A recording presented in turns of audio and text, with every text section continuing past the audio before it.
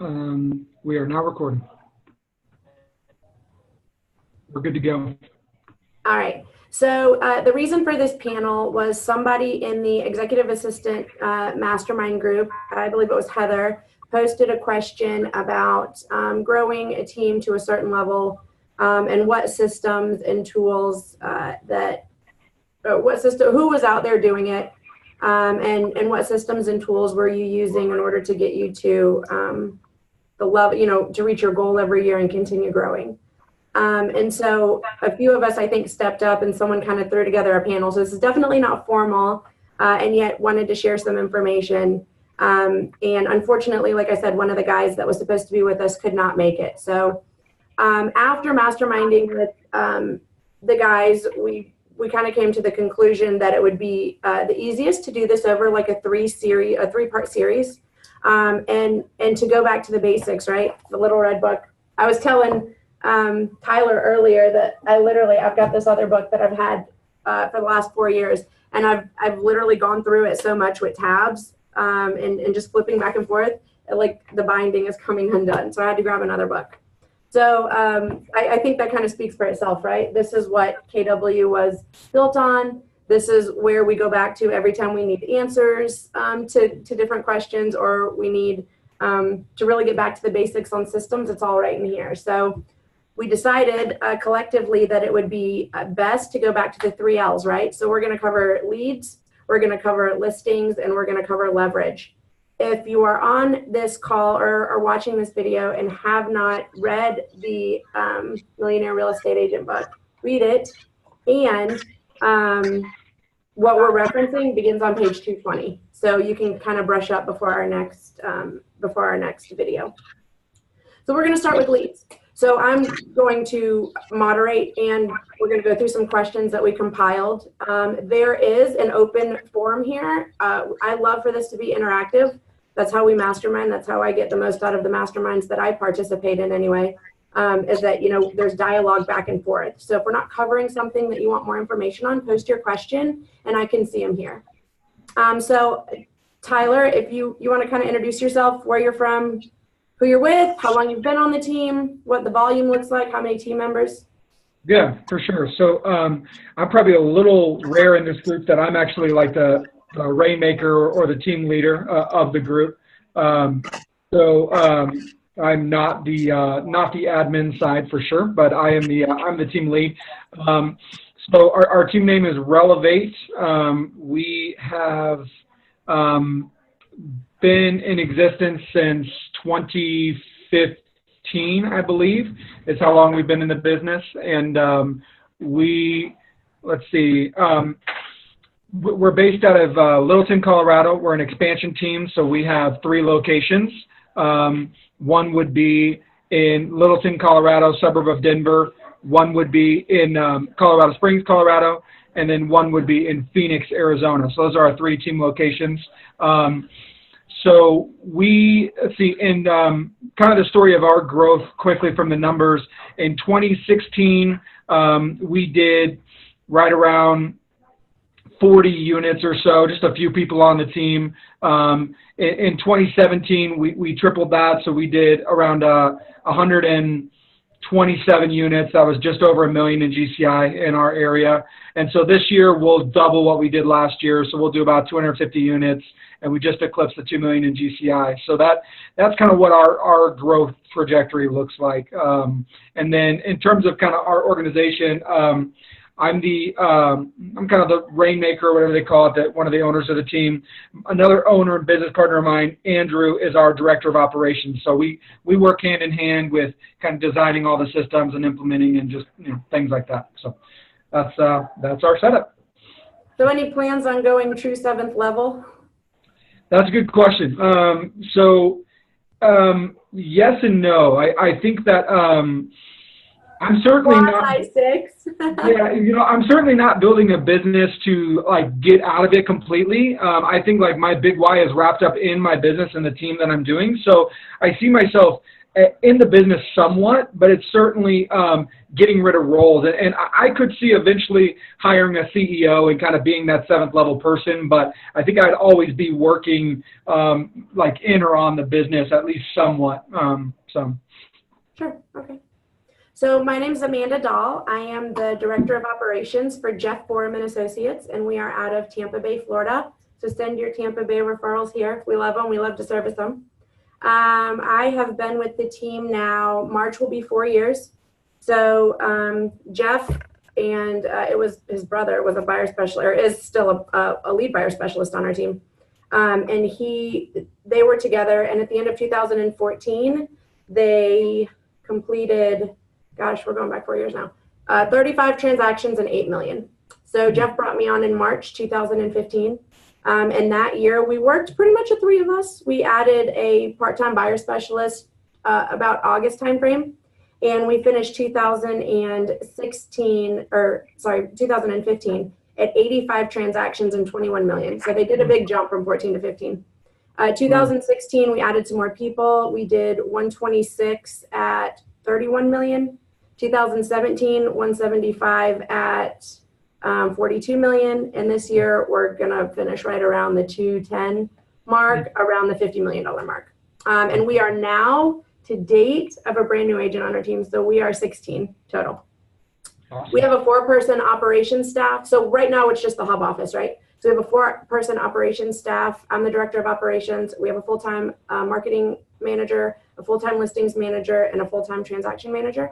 And then on our sales side, Jeff is now sitting in not only the team owner role, yet the pretty much sales director role. So he does all the script practicing, the leading of the sales team, that type of thing. He's, for the most part, out of listings, we run more of a hybrid model. So he'll take a few listings here or there. It's not much though. And then we have both listing and buyer specialists on our team. We've got 1 ISA as well. So that's where we're at. Awesome. Yeah, I guess for structure, I can also say we have a 4-person admin department as well. So Andrew is our Director of Operations, and then we have a part-time, best role I would say is kind of like an assistant Director of Operations. He kind of helps do a lot of the implementation of the systems, while Andrew focuses a little bit more on like architecting, designing, and tweaking the systems.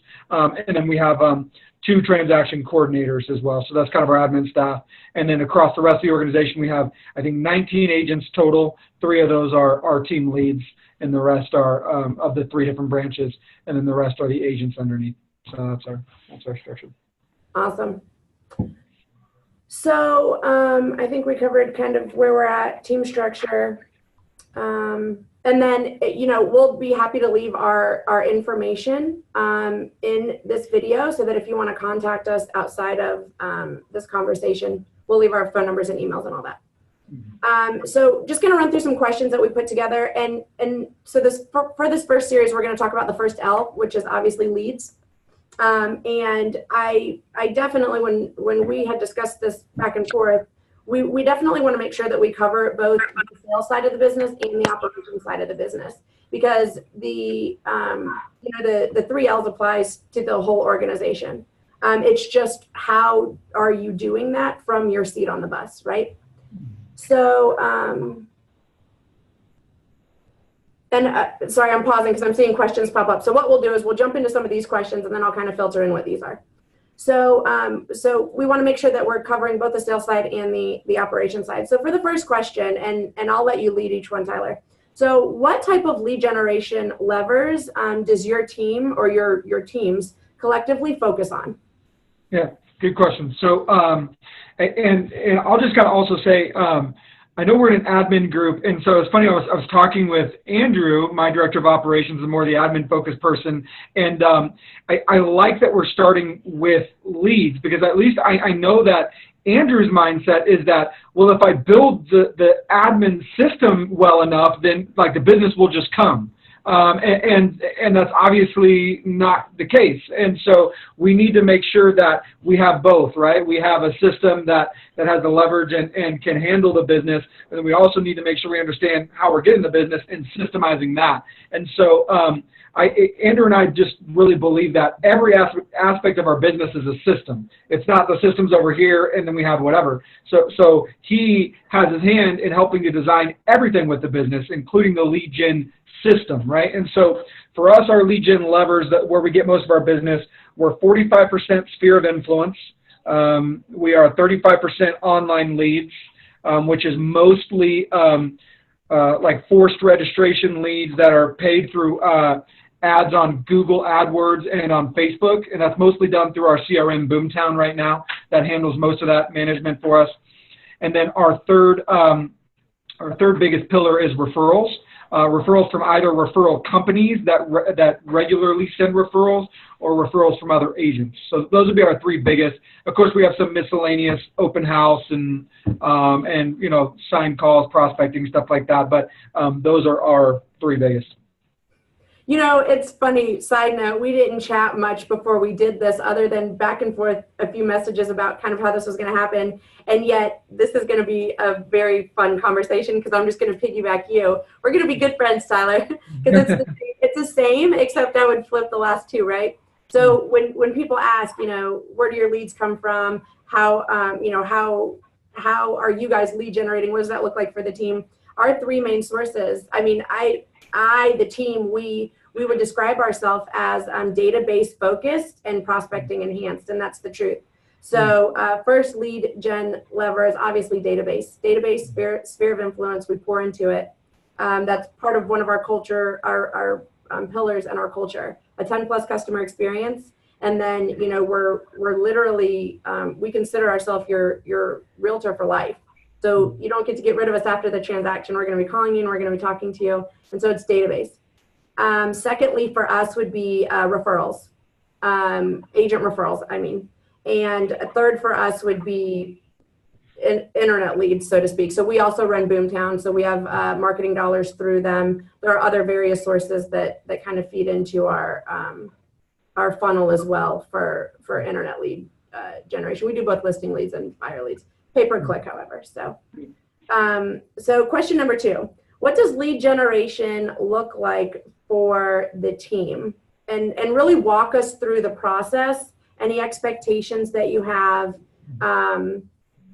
almost as if we were like a new agent joining your team. So now you're on the team, here's what lead generation looks like. Paint us a picture. Mm-hmm.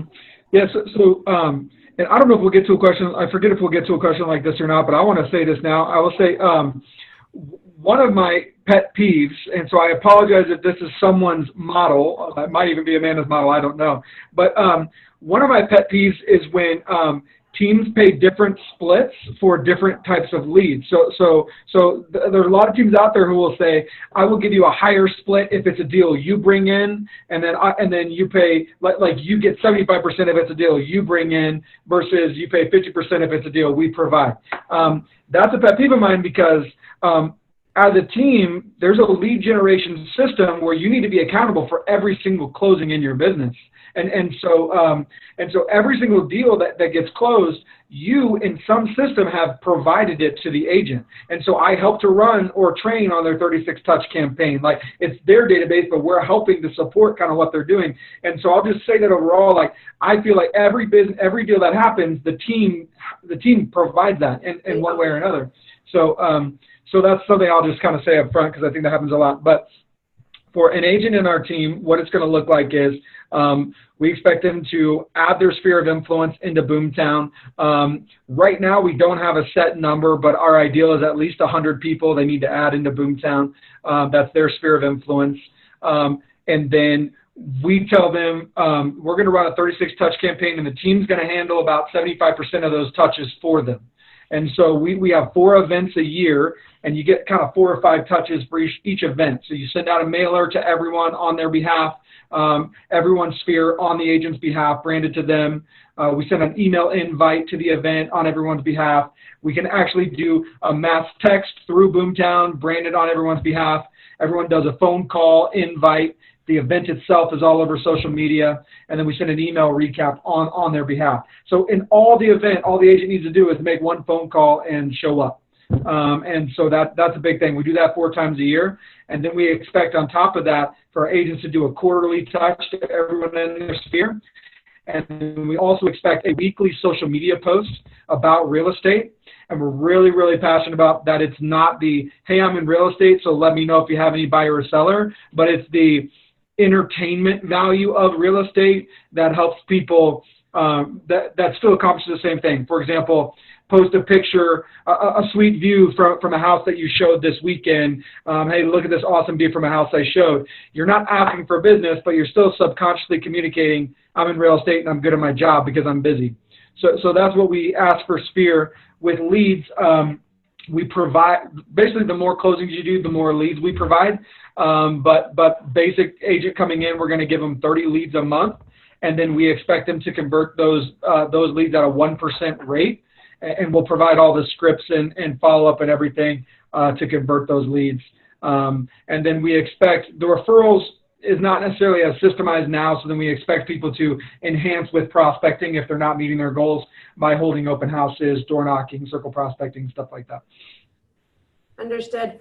You had a couple questions that came in for you. So the first one is, Tyler said someone on his team architects the lead gen. What does that architecture look like?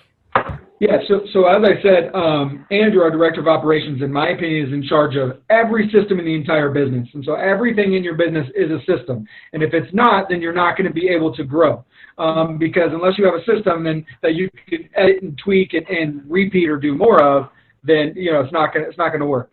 So Andrew is our director of operations, but I view his role as the architect of all the systems. So in MREA, it says that the first admin you hire's job is basically to audit what the heck you do as the salesperson, and then systemize it to create the literal and figurative manual. And so what Andrew does is he audits everything to do with the business and then creates the system. And then as he creates, then he goes back through and improves the system.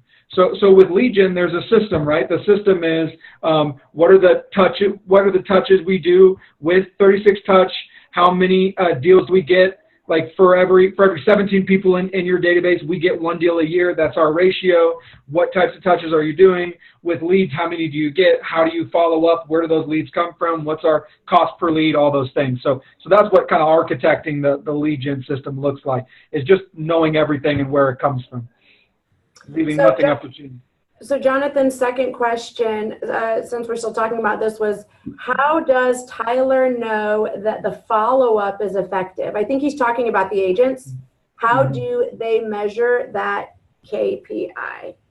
Yeah, so just like Keller Williams preaches, and by the way, like if you guys are like annoyed by hearing like all the Keller Williams systems, like I was in your shoes. I was the guy that tried to reinvent the wheel. Like I want to do it on my own. That all seems cheesy and whatever. So I went to try to go create all my own systems, and then I realized they were all just crappier versions of what Keller Williams had created anyways. And so what we do is we just have the 4 conversations. So they every single month they have an appointments goal, an agreements goal, they have a closings goal and a profit goal, and they're getting a certain number of leads. And so we break it down with a 1, 3, 5. If you're going to do those many total closings each month, well then there you go, right back there, yeah.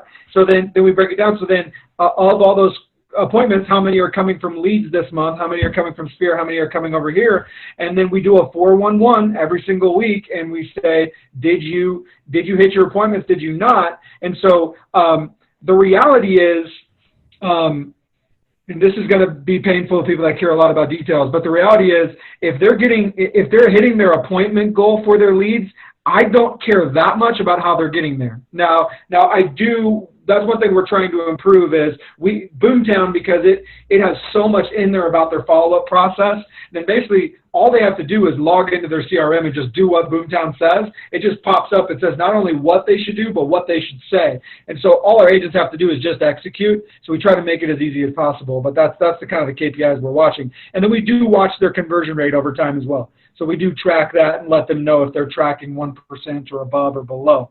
And reward them, but with more leads if they're tracking above. Right. No, I love it. I think you answered that question well. So when you talk about our organization, I totally forgot what the question I asked you was.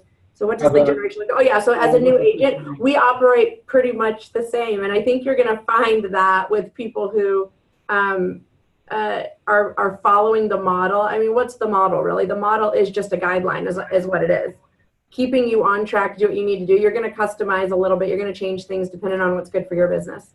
So same thing, right? So you're a brand new agent on our team. The first thing that we're going to do is I'm actually the one who onboards you, and I use a mixture of Trello, and I use a mixture of, like, you actually get a binder. It's got our logo and everything on it, and here's what you put in it. And so in that is obviously the scripts that you have. So for us, lead generation, when we're focusing especially in that 30, 60, 90 days, it's literally building your database. If you don't already have 200 people, our goal is to get you to 200 people by the end of 90 days. And if you don't have those, we're going to show you how to go out and meet them. We're just going to add new Mets to your database on a weekly basis. And then in addition to that, in the binder that you get, you also get our condensed script book. So we've got one that's like this thick, and then we've got one that's like 30 pages. And those are the ones that we're really using on a regular basis. And so, taking them through the process, it's building your database, and we start with your cell phone. Pull out everyone you know, put it in a spreadsheet. If they were someone who joined the Market Center and then maybe decided to do a team, we'll go into eEdge and download that for them and just upload it into Boomtown. We get those people uploaded into Boomtown, and then the first thing that they have to do is call their database with the Chosen One script. For those of you that don't know what the Chosen One script is, I'll be happy to share it. It's just essentially, hey, this is Amanda. I just wanted to give you a call and let you know I joined one of the top real estate teams here in Tampa Bay. And you're one of the first people that I wanted to call because you've always supported me in the past. Oh, that's great, wonderful, perfect. So let me ask you, when you are running into anyone who's looking to buy, sell, or invest in real estate, who do you recommend that they call first? And so obviously there's only 2 or 3 answers they're going to give you. And the script really is, well, how do I become that professional, right? And there's objection handlers in there. And so you're getting out in front of your database, letting them know that you made a career move. So this is a great reason why you call them.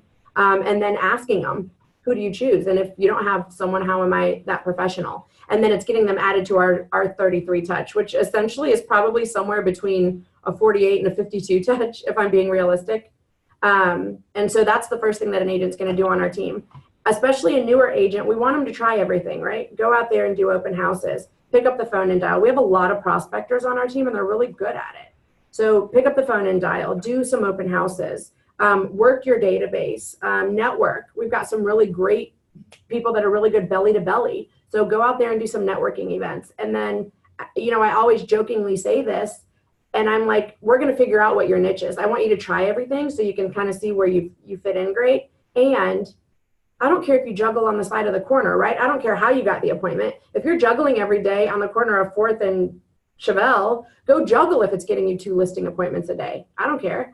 And that really gives the agent some autonomy in how they're lead generating and the way that they choose to do it. And we're really just holding them accountable to the results. And the results are what? What's important to us?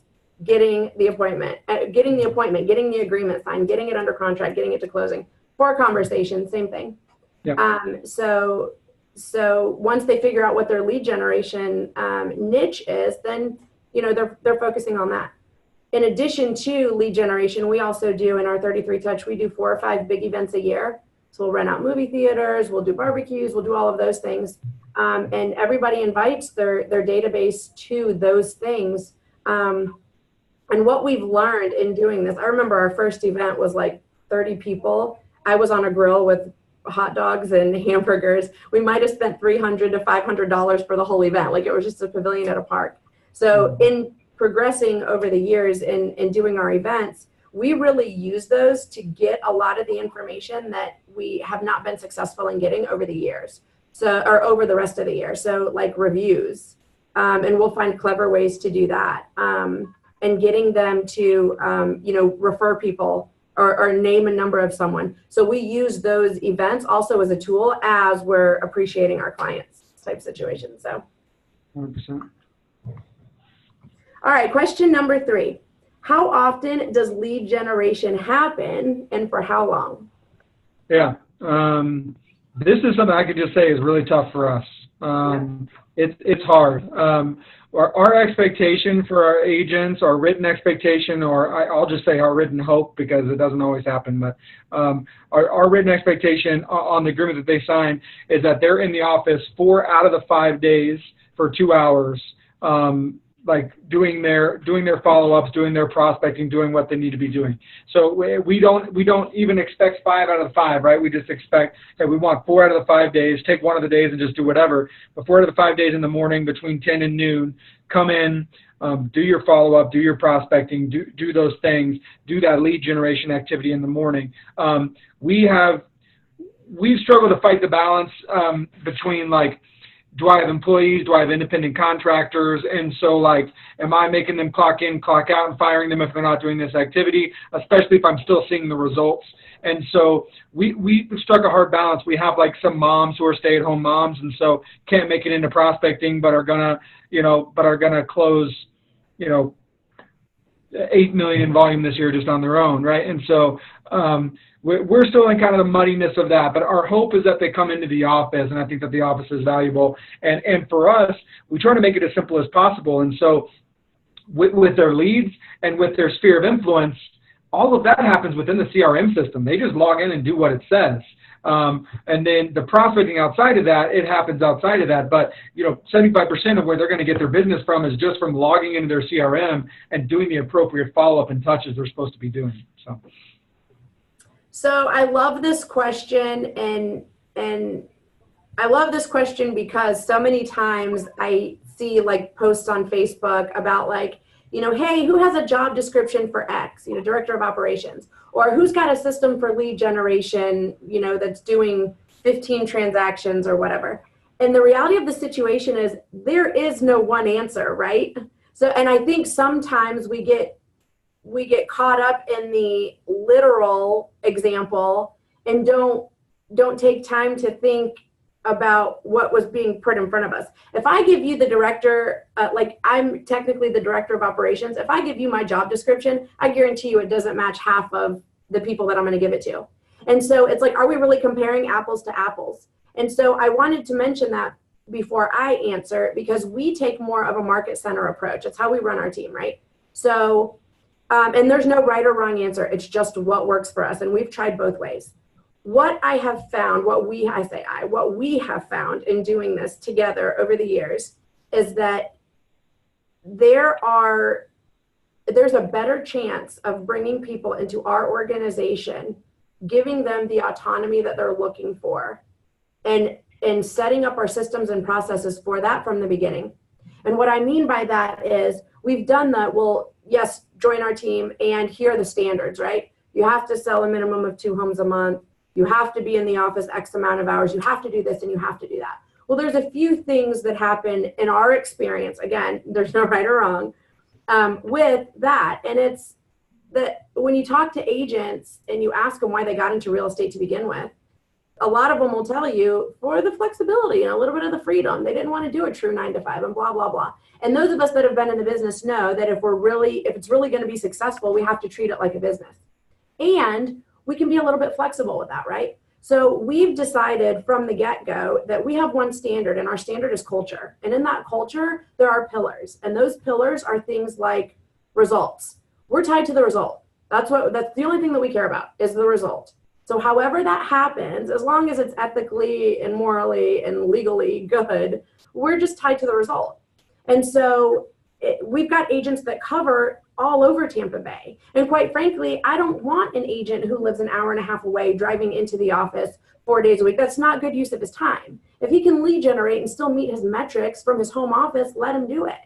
We still have ways and have put systems in place so that we still feel the love. You can feel our reach. You can feel our hug from wherever you are, and that culture is still there. So we do a power up every single morning. That power up starts at 8:30. And in that power up, we go around. And if you can't be in the office, you're on our conference line. So one thing you're grateful for, what's your one intention for the day, and you report your numbers from the previous day. And at this point, we're focused on one thing. We're feeling the shift here. I don't know about you guys. We're focused on one thing, and that's the appointment, setting the appointment. And so, so we talk about that on our power up call. And then after that, everybody does break into lead generation from 9 to 11, 9 to 12, depending on who they're calling. Are you getting on the phones? Are you going to a networking event? Are you calling your database? Do we have an event coming up? What's that lead gen look like? And then after 11 o'clock, you are your person. So go do what you need to do. If you got to go out on appointments, great. If you got to sit in the office and do your follow-up, great. Whatever it is you need to do to hit your metrics, do it. And so that gives them the autonomy that they're looking for. They're bought into it because they've got their fingerprint on it, or they've got their thumbprint on it. And like you said, at the end of the day, if I've got an agent who comes in every single day and he's by standard following what our agreement says and he's not producing, and then I've got one that's in the office 1 day a week and he's producing it 3 times the rate, what does it matter if we're tied to the result? So for us, it's culture. We want to feel the love. A lot of people join the team because they want to be a part of the team, and they want to feel that camaraderie and all of those things. Well, great. Then they can drive to the office every day if they want to. It's not a requirement. Team meeting day is another conversation. We have a team meeting day 1 day a week. Come into the office for that. And if you absolutely just can't be here, then you're on the conference line so that you get the information. So that's pretty much our standard around that. Yeah. Well said. I don't think any other questions came in. So let's see. So the answer is, 2 hours, right? So we can give you the data that we have from the team. So if you follow our 30, 60, 90 and you script practice and internalize the scripts and you lead generate, at least 2 hours a day and you're purposeful about it, you can pretty much expect X. Does that always happen? No. For the most part, it does. Are there going to be one-offs? Is there going to be a beast who does it another way? Sure. So question number 4, how does the team prepare to lead generate? Yeah, that's good. We again probably don't have a wonderful system for this. For us, it's about the environment. So because we don't have great systems in place about talking every day or whatever, then it is about just kind of coming in and being around each other. I think as they do their follow-ups and do those things with each other, we inevitably hear scripts other people are using and kind of steal some of that. We do have a bi-weekly meeting where we'll talk through some best practices, and then we have a weekly training where we're diving deeper into a certain aspect of the sales process. So that's, for the most part, that's the prep. And then as we mastermind together throughout the week on, hey, this has been working with my leads, this has not been working, this is working with my sphere, this isn't working, kind of try to just create that mastermind culture within the office so that people are chatting about what they're doing, when they're doing it side by side. So. Yeah, so for us, I'll answer this a little more literally. So what does our bunker look like, right? What are we, Facebook doesn't need to be open, so we're distracted by that.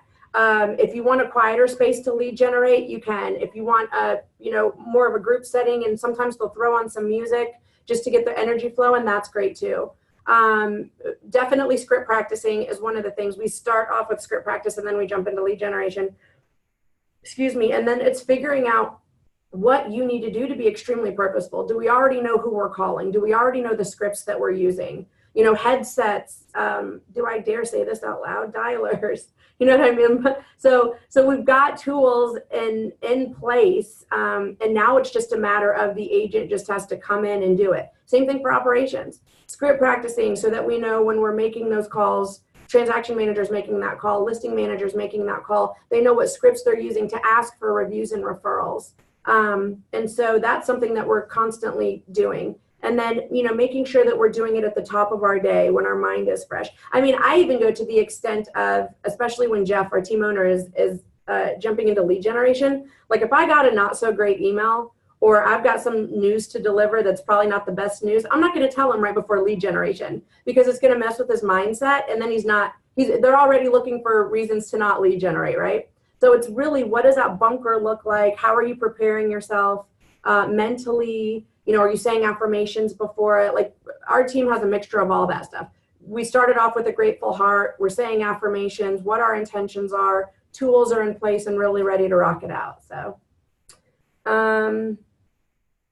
I think we kind of touched on the tools that we're using. We use scripts. We have you mentioned a pipeline report. We do a 411. We also use CTE to track our numbers. So the agents have to report what their dials are, what their contacts are, and those types of things. And we focus on those only to see what their conversion rates are, right? I think there's a misconception there, like, oh, you want to be micromanaged. No, we just need that data so that we know how you're converting. And we know if you're not converting at a high level, well, then there are a couple things that we need to look at. Anything you want to add to that?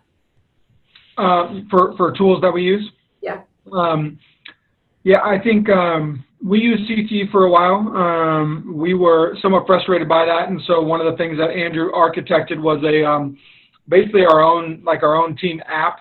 Like, it was not really even an app; it's just a website, but you can create a shortcut to it on their phone, and it feels like an app if it's a mobile-enabled website. And then we used Airtable.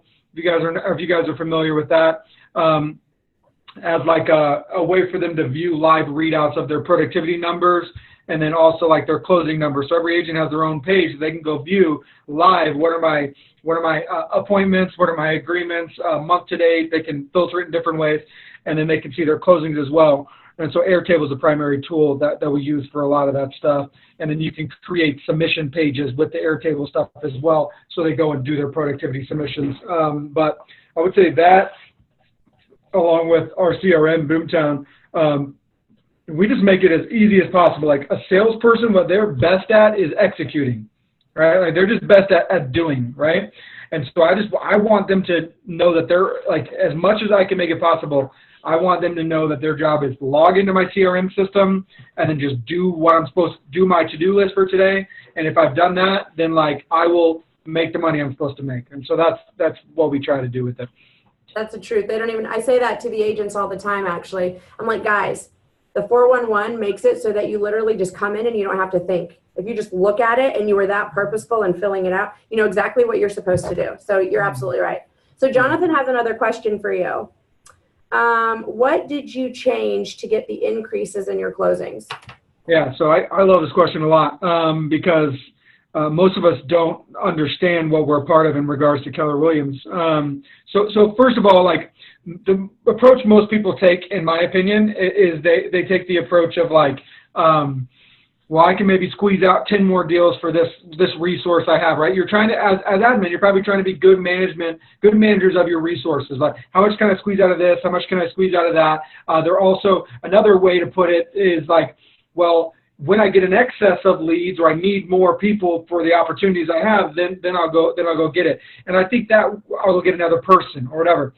I think that's a good mindset to have with the first couple people. You shouldn't try to scale something that you don't have an excess of.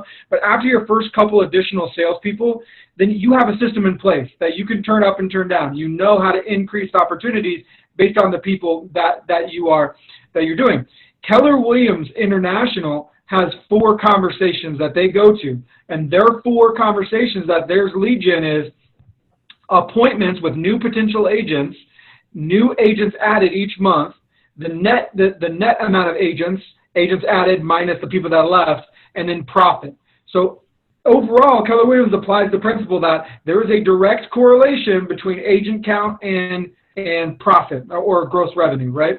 And so we apply the same rules. If I want to grow, then I need to go add more people for several reasons, because I get to go buy more leads for that person, but more importantly, because that person's going to bring in a database of 100 to 200 people, and our ratio is 17 people to 1 closing. So every 170 people in our market, our average price point is 9,500 is our average DCI for a deal. And so if I bring in someone with 170 people in their database, that's $95,000 in gross, in gross revenue right there. So yeah, it's about people, and that's exactly what happened. Like, when we had 36 units, we had 3 people.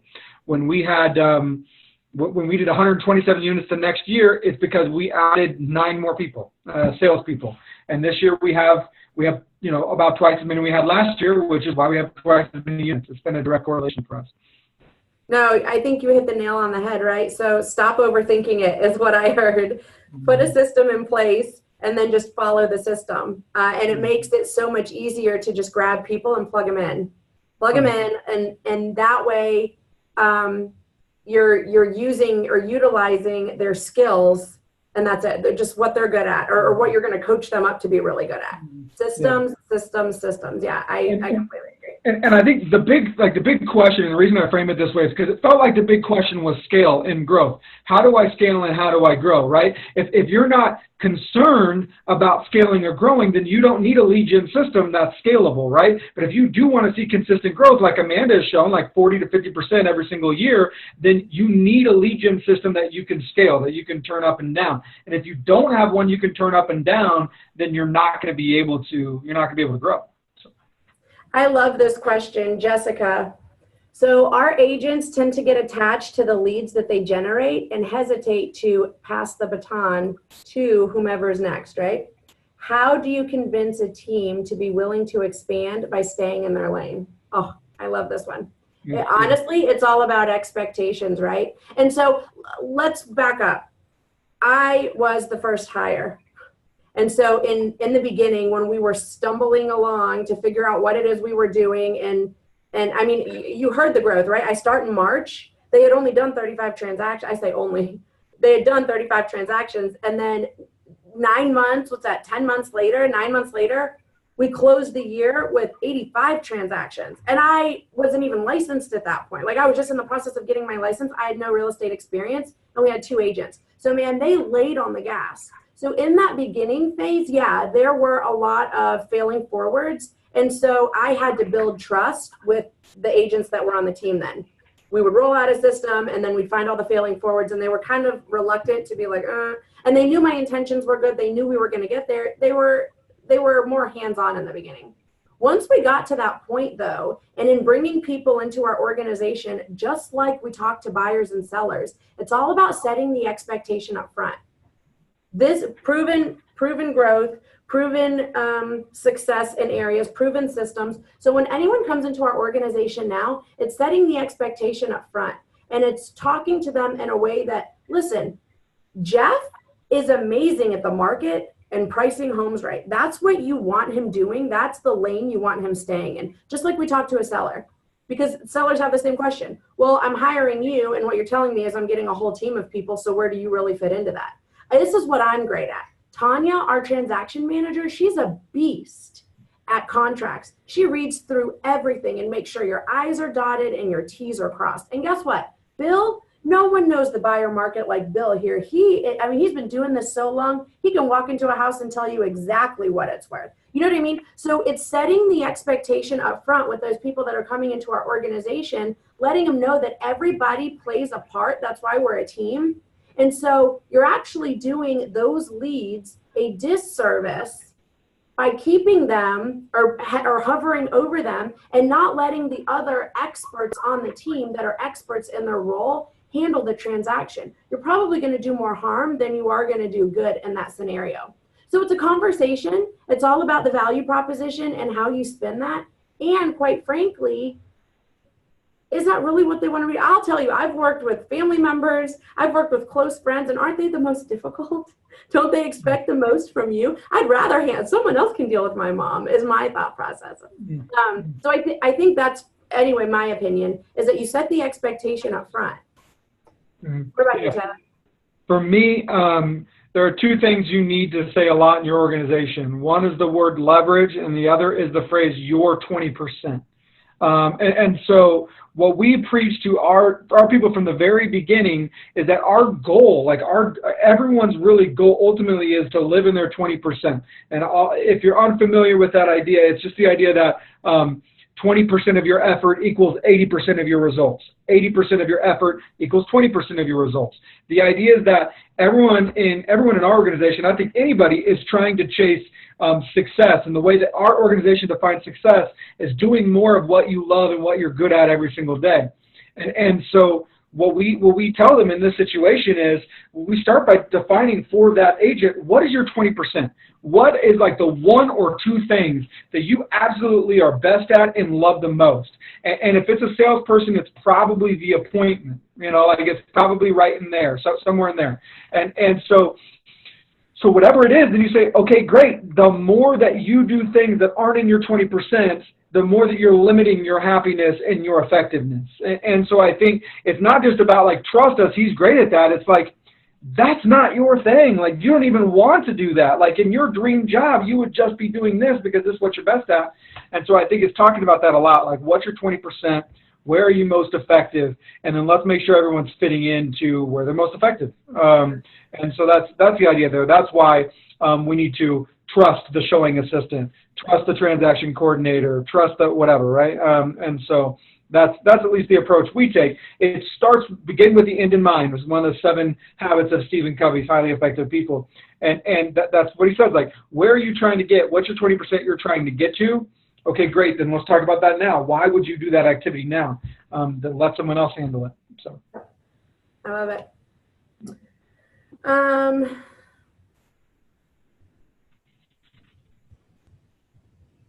I love this one. So how do you keep the team motivated and consistent in their efforts? So I actually just read a book that really blew my mind about this one topic. So I'm trying to remember what book it was. Oh, it's called The E-Myth, The Entrepreneurial Myth. And I'm not sure if you guys have read that book or not. That's a great book. Yep. It's awesome. And so one thing that the book says is that there's really two ways that you can go about your business. You can go about your business with systems and models that are designed to work with the lowest possible talent, or you can go about your business by hiring extreme talent that may or may not have systems. If you go about hiring great talent and you may or may not have systems in place, then your biggest problem is going to be motivating that talent, because your biggest problem is your talent's desire to execute that given day, right? So if all you've done is you don't have a lot of great systems that people follow and you just have wonderful, excellent people, then your primary job is going to be motivation. If you want to avoid the motivation conversation, then you create a system with accountability in place. I don't need to motivate someone to do what's on their 4-1. They understand that what they do this week adds up to what they do this month, adds up to what they do this year. And if they don't do it this week, that debt carries over. And that's the expectations, black or white, they execute on it, right? So the metaphor that I'll use is McDonald's, right? Like, we all know that McDonald's doesn't run because there's a bunch of talented people running McDonald's, right? McDonald's has a literal and figurative manual that people follow to a T. And so whether you go to McDonald's in Missouri or in East Coast or in Denver or in Honduras, it looks exactly the same. Not because they have millions of super talented people, but they have a really, really good system. And so I would argue that motivation is not the problem, is not as much of a problem when you focus on a system that people just execute on. But I will say, in regards to motivation, the one thing that's important, like when you get that one step where you're setting 1-year goals or you're doing your goal setting for next year, the best way to keep people motivated is to make sure they see how that gets them ultimately where they want to go. So a 1-year goal should always be framed in a 3-year goal. A 3-year goal is framed in a 10-year goal. 10-year goal is framed in a someday goal. So the way that you keep people motivated in that regard is by making sure they see how what they're doing now leads to success. And so begin with the end in mind. So that's the one motivational aspect I'll give and not avoid the question altogether. So. No, that's literally exactly how I would answered it, what you just said about essentially tying it to an emotion, right? That's what it is. It's not about making the $100,000. It's not about, making because we're discovering in our market, Bold tells us that if we make 20 contacts a day, 100 contacts a week, we should be setting appointments. Well, we're seeing it differently in our market now. We're seeing a lot more contacts have to be made because the market is shifting. So it's, why do I need to make those 45 contacts that's going to lead to that appointment, that's going to lead to that closing, so ultimately I can take my family on that Disney cruise. So yeah, absolutely, tying it to an emotion, tying it to something that's important to them, that is exactly how you do it. Mm-hmm. Let's see. And so I would say the same thing for us. So keeping them motivated and consistent in their lead generation efforts. Here's the thing. Our philosophy is that, we can't teach people how to think. We can't tell people how to think. We have to teach them how to think, right? And so through teaching them how to think and literally not only giving them the tools that they need, not only having these constant conversations, not only having them bought in and tied to emotions, teaching them how to think, is, I mean, it really just ties back to how are we going to succeed through others? They got to be bought in. They have to have emotion tied to it. They have to know what they need to be doing, systematizing things. And I mean, for us especially, people want to join the team because they want to be a part of something bigger than themselves. So what falls into the conversation for us is, you know, how do I make sure that I'm not capped? What's my next opportunity? Where do I have the opportunity to go from here? And I think that dials back to casting the vision. What does our vision look like? Where do you see yourself in that vision? And there's no right or wrong answer. Some people want to be leaders. Some people don't. They just want to come in, sell some real estate, make some money, and that's fine. So it's really dialing it back to them. What is it that they want? It's not about what we want as an organization. It's what is it that they want, and how does that fit into our vision? And the other thing that I'll add is you might also need to fire some people. That might also need to be the solution. You might have the wrong people on the bus. And the reality is the difference between good and great is really just a bunch of tough conversations. It's really just a bunch of holding people to standards and expectations and then telling them they can't be around if it's not a good fit. And so that's also a possibility. If motivation is one of your biggest problems, they just are not doing what they're supposed to be doing. They maybe aren't the right person to be on the bus. Talent should push you, right? So talent should say, why aren't you doing more for me? Why aren't you helping me, right? Not talent needs to be pushed, right? So if they're not pushing you and need to be pushed, they may not be talent, right? And so that's just another quip there. Well, and that's something that we discussed in the beginning. Listen, because somebody asked me, have you ever fired anyone from your team? And my response was, I didn't have to. Because we literally sit down once a week and we talk about what's on the 411. And eventually the conversation is going to go one of two ways. It's either going to be, hey, listen, Amanda, I love being part of the team and I love being here. And unfortunately, I'm not making any money, so I have to go get a real job. Or it's, hey, I'm going to kick my butt into gear and do what I need to do because I've got to make some money in this. So I don't, and my response is, listen, clearly you're a cultural fit or you wouldn't be on this team. So if you want to show up every day to our power up and bring your smiling face and talk about what you're grateful for and then not make any money, that's your prerogative. Eventually, you're not going to be able to sustain that anymore. So what is the term that they use? Ship up or shape up or ship out? They weed themselves out. Yeah, and that is something that one of my coaches has told me is you need to make your expectations so clear that they fire themselves, right? And so that should be a big part of the process for sure. Absolutely. So, how have lead generation efforts changed, if at all, in this shifting market for your organization? Yeah, they haven't. So for us, we're noticing somewhat of a slight shift, I would say, but I also think people are freaking out a lot about a change that's not really major, at least in our market right now. And so, we are 75% buyers in our business, which is not necessarily the MREA business, but it only gets easier to work with buyers when I'm not writing against 10 other offers. And so now the shift in our market has gone from 10 offers to maybe 2 offers, right? And so maybe it doesn't get an offer in the first weekend. That's easier for our business. So CPLs change a little bit, cost per lead. Sometimes we have to spend a little bit more per lead, and we understand that. And then we do try to be a little bit more outward. So whereas in a great market, you're just sitting back and leads are just rolling in and people are just throwing referrals out to you and you almost don't have to do any outward stuff. It just comes to you. You need to shift a little bit more to going out and getting the business versus letting it come to you. And so there's things you can still do within the same lead gen levers. There's ways you can be more aggressive with the leads or with people in your sphere. So we keep the same levers, but sometimes it just takes some more aggressiveness, some more touches or some more whatever. For the most part, stuff hasn't changed for us at this point. So we're a little bit different than you. So we're pretty much 50-50 listings and buyers. And so we focus on the listing. You have the listing, the buyers will come, is our philosophy. And so our efforts have changed in this market. Houses are staying on the market longer. If you're not pricing them properly in the beginning, they will sit there. And then it's an even tougher conversation about price reductions and things of that nature. So for us, the efforts are we've definitely doubled down, sometimes even tripled down, and it's just the basic stuff. What are we saying? Have we internalized our scripts? Do we know how to handle the objections?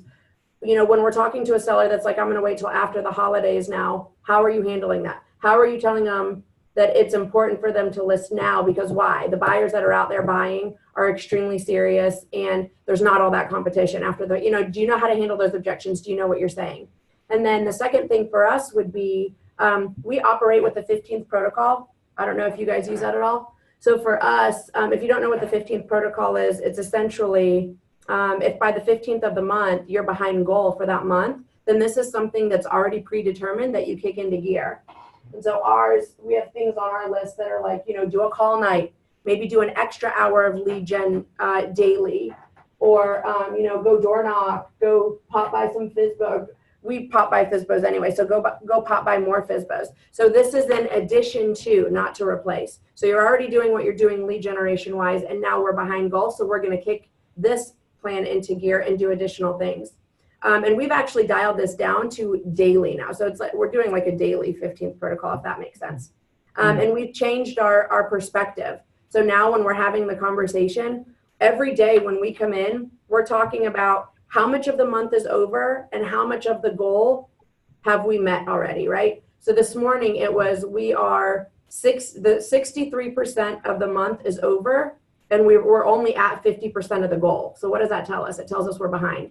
So what are we doing now? What are we kicking into gear? What extra things are we doing so that we can reach our goal by the end of the month? And so that's pretty much the conversation for us. So absolutely, we are doubling down. We're adding more. And the one thing that we took from MegaCamp when we left MegaCamp this year, because everybody was talking about the shift, was if we're always operating like we're in a shift, then when we do go through a shift, we don't really have to kick anything into gear, right? Because that's the standard. Yep. It looks like Jonathan has a question about my recruiting process. So would love to answer that for you, Jonathan. My recruiting process is 4 to 5 different aspects. The idea is like I treat recruiting like lead gen. So like what I'm good at in lead gen, I'm probably going to be good at in recruiting in terms of getting people. So if 45% of my real estate deals come from people I know, love, and trust, then probably roughly 45% of my agents should come from people I know, love, and trust, or recommendations, right? And then online leads and referrals, you know, are other aspects of it, prospecting. So step number 1 is equity with your market center team lead is huge. Either you or your rainmaker, whoever, should be great friends with your team leader, whether they like them or not, or whether they're a good fit, because I get referrals every single month from my team leader. They are literally paid to recruit all day, right? Like they're paid to go out. They're probably held accountable to at least 10 new agents a month. They're probably going on 15. They probably like go on like 15 different appointments, and I'll speak to what you just said there as well. So I get referrals from them all the time. Now, they don't like us to take from them. That's a mindset problem in your market center that needs to get changed, because my team lead absolutely understands that there is a way higher chance they're going to get cap dollars from us, even if it's a half cap, than they're going to get from some random agent. Like, we all know the failure process. So if your team lead hasn't bought in yet, like, they're going to get left behind, because like all they're talking about is expansion and teams and whatever. So they're gonna get left behind eventually if they're not sending referrals to teams. And so that's all I'm going to say about that. There are other team leads out there who are all fully bought in. So I'll just say that. And you could talk to your OP about it. You could talk to someone else in your market center about it. But like they need to be bought in. Yeah. Oh, that's hilarious. Yeah, for sure. No, before this panel, I had an hour meeting with our team leader because that's what we do. So we're the #1 team in our market center, and our market center is the biggest one in our area. We have 420 agents who hang their license here. So when we talk about recruiting, that's what I do for this team is I recruit. And her and I experienced early on that we didn't want to do this. We wanted to work together. And so we're actually building out right now a plan that incorporates the pros of a team, the pros of being a single agent, the cons of a team, the cons of being a single agent, and how we are having that conversation on a daily basis, because I get a bunch of leads from her too. Some of the people I've hired are from her, and I send her leads as well for people that I meet that I want to add to my downline that I know aren't designed for a team or aren't interested in a team. So absolutely, that relationship is, in my opinion, crucial. Yeah. I mean, like, I do my best to like not say anything controversial, but I've not had this problem, so I don't have to deal with it. But the reality for you, Jonathan, is if your market center team lead does not see the value in someone joining your team, why is your team at their market center? Right? Like, if your team lead does not see the value in your team, then why are you guys there, right? And so, like, ideally that's fixed by them seeing the value, not by having to go elsewhere. But I can tell you, whenever we started our 2 expansions, we interviewed multiple team leads for this exact reason, because like when we were launching our Phoenix, we interviewed 3 different market centers, and we only found one that we were comfortable going to because we knew they would be on board for us and sending us referrals and helping our business. And so it's the unfortunate idea of a franchise model, is it's left up to independent brokers. But again, that's just one part of the recruiting strategy. The other reality is, even when my team lead sends me people, it's usually because he doesn't think they're going to cut it on their own. So those aren't always the best referrals, right? And so it's great to get referrals, but usually the team lead says, hey, this person needs a team because they need help. It's not always the best talent. So we also send cold emails through Broker Metrics.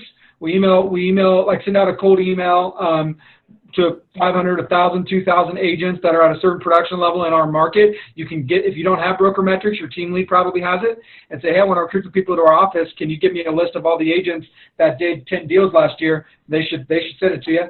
Got it. Yeah, and so then you can email those people. And but by the way, if you're not saying anything that not everyone else is saying, then you're not going to get anything back from them. So you want to make sure you have a pitch there. The third thing I do as the team lead, as the rainmaker, is I do a couple Facebook Live videos every single week, just kind of about business and entrepreneurialism and like being success in real estate. It's kind of like my entrepreneur's journal, like Dear Diary type of thing. And I've had about a third of our team has joined because of those videos. They give me a call and say, hey, I've been watching all your videos. I just love, because your video, like your core values and your culture comes out in those videos. And so they're like, man, I want to go be a part of that culture. And then those people are great culture fits because they're identifying and coming over because of culture. The fourth would be ZipRecruiter, like just put applications out there. And then the fifth would be Facebook ads to run. And for us, the reason we do ZipRecruiter is basically because I want to be able to say no to a lot of people. And so, like, you know, I get a referral from the team lead. I want to have 9 other applicants from ZipRecruiter so that I can make sure this one is good. And as long as, you know, so I want to say no to as many people as possible, and that makes my current agents feel better too. They feel like there's something special. Well, don't knock that, because I answered a Craigslist ad. No, I mean, ZipRecruiter, Craigslist, all that. Well, not you knock it. I'm just saying we're the same way. We run ZipRecruiter ads. Jeff is a KWU approved trainer, so he's traveling all over to teach in market centers to build those relationships for people who want to expand with us. So yeah. Lots of different levers. What else? You said you screen them all, or does someone screen the first round? As of right now, I'm screening them all, but that's not a scalable system. So an admin will eventually do that. And like what I love about ZipRecruiter is like you can kind of screen the applicants yourself by just making it sort of complicated. is make the process complicated. Like, make them do something that's not just submit a resume. Make them record a 5-minute video talking about why they'd be a good fit for your team. Like, or make them make the instructions really, really specific. Please have a cover page with this, this, and this. By the way, like, cover pages exist mainly just to screen out applicants who don't follow instructions. And so make it complicated so that when you're going through ZipRecruiter, an admin doesn't have to know anything about sales and knows that, man, if they didn't do what I told them to do, then they don't get to apply, right? Then they don't get to the next round. So that's part of what we do to try to make it easier.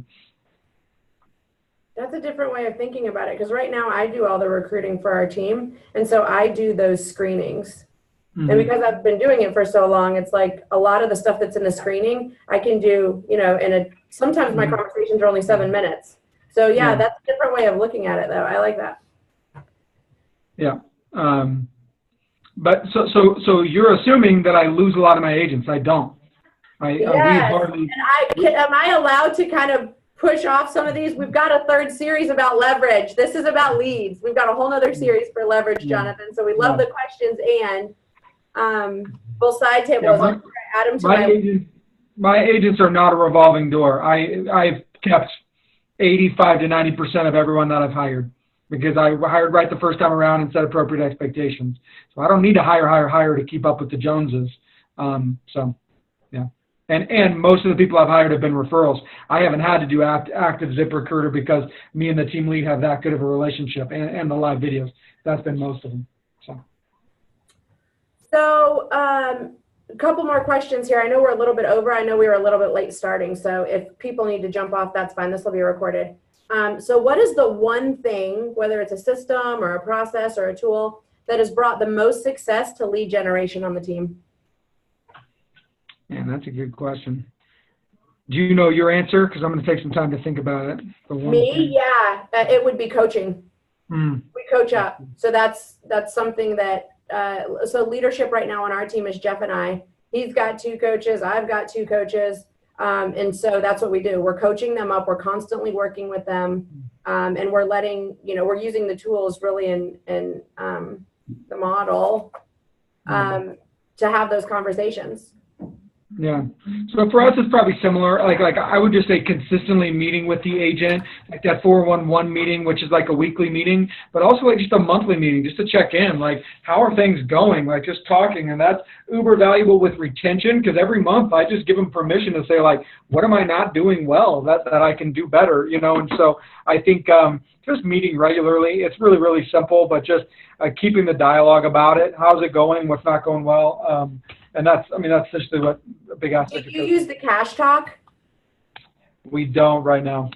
So I love that one. So it's just like you. So we do weekly accountability, and then once a month I'll do the Cash Talk. And it's like, what knowledge, what skills, what habits, what attitude does a person who's in the role that you're in need to have, and where do you scale to that? So it's really great. I love it. For those of you that don't use it, that are listening, it's Cash, K-A-S-H. And you can go to KW Connect and download the tool. It is such a great tool just to kind of scale what whomever you're talking to is, what their thought process is around what a good performer in that job role is, and then where they scale and how they can work up to it. And you let them discover in the process, which is what's great about it. It's all about them. Yeah. So any last thing really here, any final words or thoughts that you want to add to the lead generation portion of this? I'll just reiterate what I said in the beginning, I think, which is, this all starts with, do you have enough opportunities for your agents to work, right? And so it's like, do I have enough leads, opportunities for my agents to work? And then do I have systems in place to hold them accountable to actually execute on those opportunities? And do I have the admin and support and the leverage necessary so that they can do the appropriate amount of deals? And so it just starts with having the appropriate amount of opportunities. And so I would encourage you to make sure, as you're planning for next year for your team, can you trace every deal next year to something you're going to physically do to generate that deal? So, our goal is 350 units next year, and I know where every single one of those units is coming from us. I know how many are coming from leads that we're buying, how many are coming from our 36 Touch campaign, how many are coming from open houses, how many are coming from referral. Every deal has been traced to where it's coming from. And so if you don't know where your deals are coming from, then you're just living on a hope and a prayer. So. Yes, amen. That is literally, when we talk about the 135, that's it. The 135 for the organization, that's what ours says. 450 units. Our priorities are database, agent referrals, and open houses. Those three things, because we do a whole open house system and house party system. And then what are the strategies behind those? So we know how many leads we want to come from each one of those and what that looks like. So I completely agree with you. From an organizational standpoint, that's what the 135 is. Yeah. Yeah. Awesome. Well, like we said, we're going to do 2 more series. The next one is going to be about listings, and then the third one is going to be about leverage. So we will post in the group when we're going to do the second and third ones. If you know someone who should watch this video, I think once it's done recording, he's going to post the link in there so people can go back and watch it. And then if you have any additional questions, will you type your email and contact information in here, Tyler, and I'll do the same? For sure. And remember, those Tampa Bay referrals, you guys send them my way. We're happy to service them. All right, guys. Thanks so much for joining us. We'll talk to you when we do the next one.